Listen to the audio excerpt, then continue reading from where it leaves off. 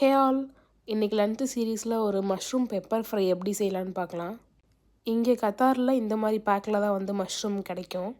So இது ஃபுல்லாகவே நான் இன்றைக்கி செய்ய போகிறதில்ல. இதில் வந்து ஒரு ஹாஃப் மட்டும் எடுத்துக்கிட்டேன். ஏன்னா பீஸ் புலாவுக்கு வந்து தொட்டுக்கிறதுக்காக மஷ்ரூம் வந்து ஃப்ரை. ஸோ மஷ்ரூம்ஸை வந்து கொஞ்சம் வாஷ் பண்ணி ஒரு 5 to 10 மினிட்ஸ் வச்சுட்டோம் அப்படின்னா அதில் இருக்கிற தண்ணியெல்லாம் வடிஞ்சிரும். அந்த கேப்பில் நான் வந்து சைடில் கொஞ்சமாக இஞ்சி பூண்டு பேஸ்ட் அரைக்கிறதுக்காக கொஞ்சமாக பூண்டு, இஞ்சி, அப்புறம் நான் யூஸ்வலாக 2 பச்சை மிளகாய் போட்டு தான் அரைப்பேன். பூண்டு வந்து நான் இந்தியாவிலேருந்து வரும்போதே கொஞ்சம் ஒரு 1 kg எடுத்துகிட்டு வந்தேன். அது இன்னும் கொஞ்சம் தான் இருக்குது, தீரப்போகுது. அது வாங்கணும்.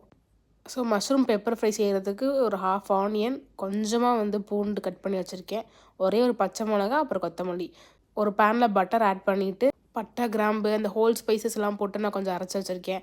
அந்த பவுடர், அப்புறம் பெப்பர் பவுடர், அப்புறமா நம்ம கட் பண்ணி வச்சுருந்த பூண்டு, இது எல்லாத்தையும் போட்டு மிக்ஸ் பண்ணிவிட்டு கொஞ்சமாக ஆனியன் அதையும் ஆட் பண்ணிவிட்டு ஒரு பச்சை மிளகா போட்டுட்டு ஒரு ஸ்பூன் வந்து ஜிஞ்சர் கார்லிக் பேஸ்ட் இதெல்லாம் போட்டு சாட்டே பண்ணிவிட்டு நம்ம கட் பண்ணி வச்சுருக்க மஷ்ரூம் ஆட் பண்ணிக்கலாம்.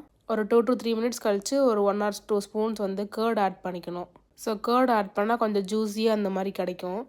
ஸோ அவ்வளோதான், நல்லா இது குக் ஆகிடுச்சு. இது கூட கார்னிஷிங்க்கு கொத்தமல்லி ஆட் பண்ணிவிட்டு எப்படி இருக்குன்னு சொல்லுங்கள். நாளைக்கு பார்க்கலாம். பாய்.